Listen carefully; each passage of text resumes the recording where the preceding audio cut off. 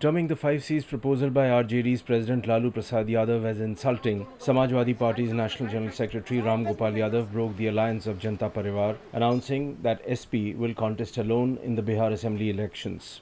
On one hand, the SP has clarified that disrespect towards the party by others was the trigger. The BJP has already started mocking the party from the Hindi heartland. Meanwhile, the JDU is still hopeful there will be a silver lining ahead. The bigger parties in Bihar are solely responsible for the decision that has been taken by Samajwadi Party. And this decision has been taken after thorough deliberations. And the reason behind this decision is that not enough respect was shown to the Samajwadi Party, which has a strong presence in Bihar, which has a cadre and organization in Bihar. And the least that the bigger parties should have done was to consult the Samajwadi Party as to what their role and participation in the forthcoming election would be. This wasn't done, and therefore the decision of fielding our own candidates have been taken, and this was also the view of the state party organization that exists in Bihar. उनके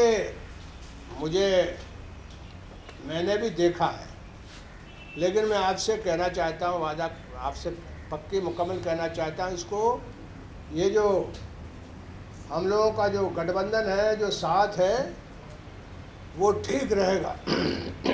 उसको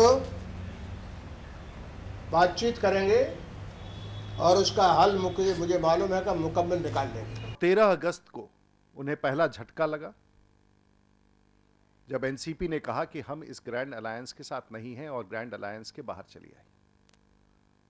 छोटी सी घटना थी, बहुत लोगों ने ध्यान नहीं दिया, और उसमें सीधा सीधा आरोप ये था एनसीपी का कि इसमें मुसलमानों का ख्याल नहीं रखा जा रहा है, ये बड़े भाई छोटे भाई का खेल है, ये सत्ता का खेल है, और उसमें मुसलमानों के हित को इन लोगों ने पूरी तौर से नज़रअंदाज किया है।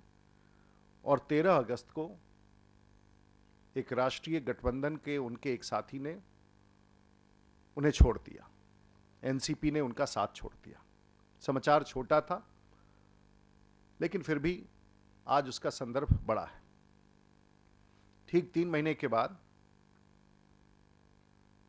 आज 3 सितंबर 2015 को समाजवादी पार्टी ने उनका साथ छोड़ दिया। Powered by NNIS.